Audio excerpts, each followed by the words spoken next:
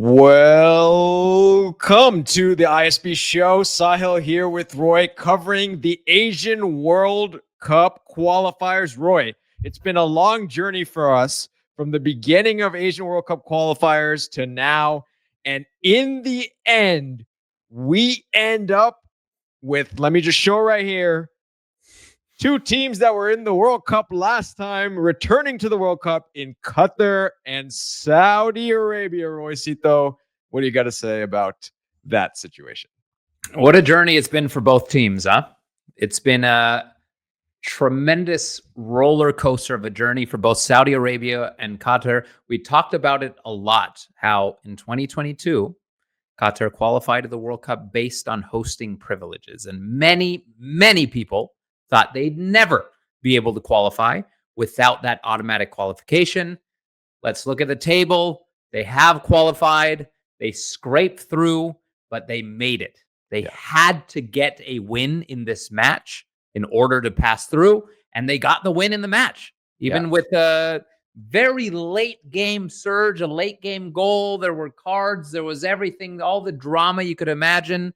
But Qatar have made it through, and they are now officially qualified. Is this their first ever World Cup that they've actually qualified for? That's I believe so, Roy. That's a good point, because last time they got in as the host. That's a very good point. Now, let's talk a little bit. We'll obviously have a separate video as we preview all the teams in the World Cup for Qatar, but very interesting, right? They go out and they win the Asian Cup, and then they come up and start off with a horrendous start to the Asian World Cup qualification campaign, so much so that we thought, okay, they may not even get through to this round. They scrape by, and then the Emirates, who had their number in the previous round, right? The Emirates beat them very badly in that one match. Comes into this match, so you're thinking, can UAE do it again? And all UAE had to do was draw, Roy. All they had to do was draw. But then enter Mr. Akram Afif, who assisted on both goals. The player that we're talking about, the one player who's been a stalwart for Qatar throughout this current run and throughout the reign of this current Qatari national team, led them to the Asian Cup final. He came through again today, Roy. He came through again with 2 assists. Yeah, he was incredible. He was incredible. And to be honest, I didn't expect this result. I thought it would be a tie, is what seemed to be the likeliest scenario. But they came through, and they came through full force. And looking back at their qualifying campaign, you had matches where, for instance, the heavy 3-0 loss against Uzbekistan. When was that? In third round. And then you had the 5-1 win against North Korea back in March. So there were signs that they had tremendous attacking teeth. They had good pieces in the attack that could create, that could assist, that could finish. But then you saw just complete breakdown, defensive, complete breakdown in transition, like the Uzbekistan game. But it was wild, man. It was wild. And since then, it's been completely up and down. But when it mattered most, Qatar came through. They got the qualification. They better be celebrating in those streets tonight, because that was a hard fought qualifying campaign. 100%, Roy. I'd say hard fought, and they got through. Another team that had a very hard fought campaign, Roy, of course, was Saudi Arabia. The drama around Hervé Renard, but after the match, you saw they went up and hugged Hervé Renard because he got them back to the World Cup, Roy.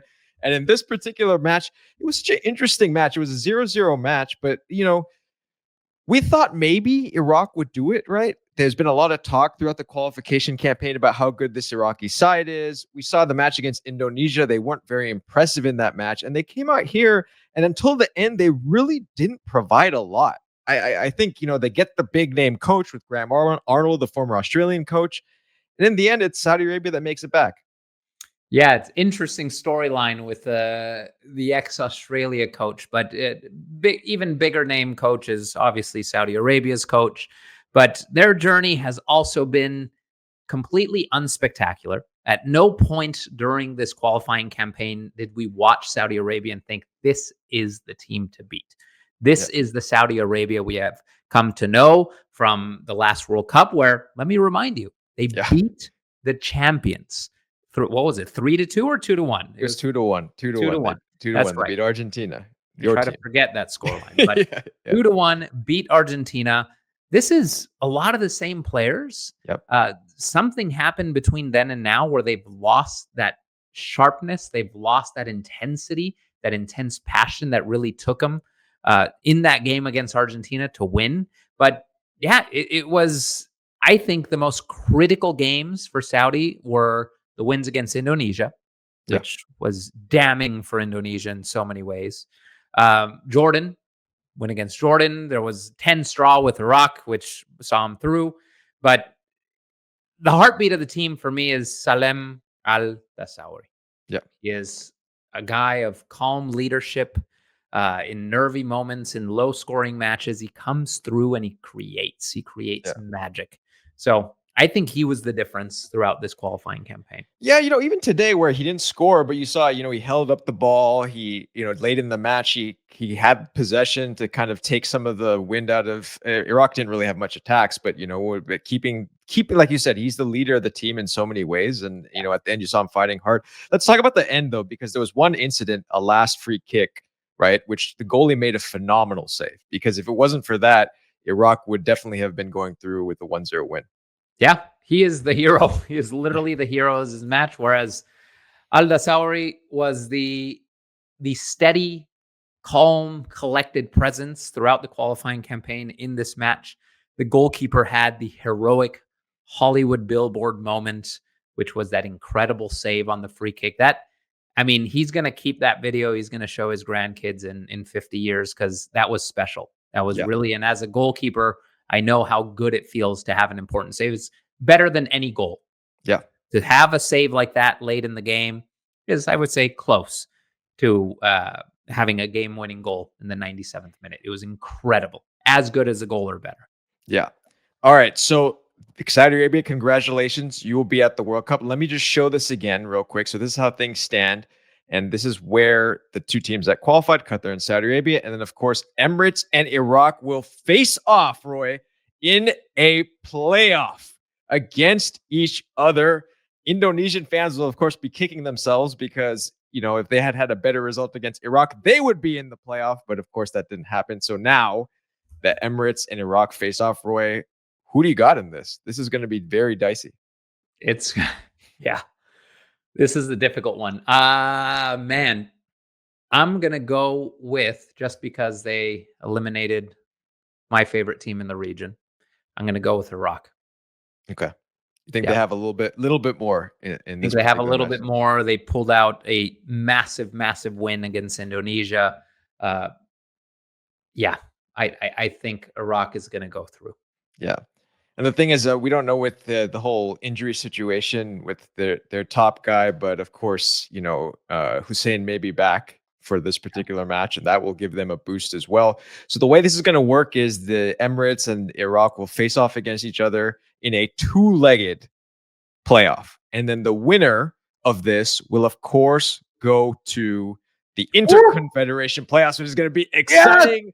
You're going to see a smorgasbord of teams in that one. That's going to get exciting. Roy will be tuned for that next year. Roy, final thoughts before we wrap up here. It's been a wild ride. There's still, of course, one playoff match to go in Asian qualifying, but it's been a wild ride in Asian qualifying so far. It's been wild, man. For me, as a big fan of Indonesia, it's been disappointing. But I'm loving watching teams like Iraq, like UAE, Saudi Arabia, not so much. But Iraq, UAE, it's beautiful to see them fight and compete. I like the way these teams play. I like a lot of these players. But what I'm most excited about is that Interconfederation playoff, man, in March. That is going to be incredible. What is it, a 6-team tournament this time around? Yeah. Single elimination. Each confederation except UEFA gets one spot. It's going to be so incredibly entertaining. I think Bolivia is the one that's guaranteed to be in, correct? Bolivia is there. New Caledonia is there. There's right. They're already there. And the rest of the teams will get ready to be there, and we'll see who goes from this particular region. But for those of you enjoying these videos, please subscribe to the channel. We will, of course, cover that playoff round between the UAE and Iraq, and for Qatar and Saudi Arabia. See you here in the US for the World Cup. Please subscribe to the channel, and see you all soon. Keep watching the beautiful game. Viva el fútbol.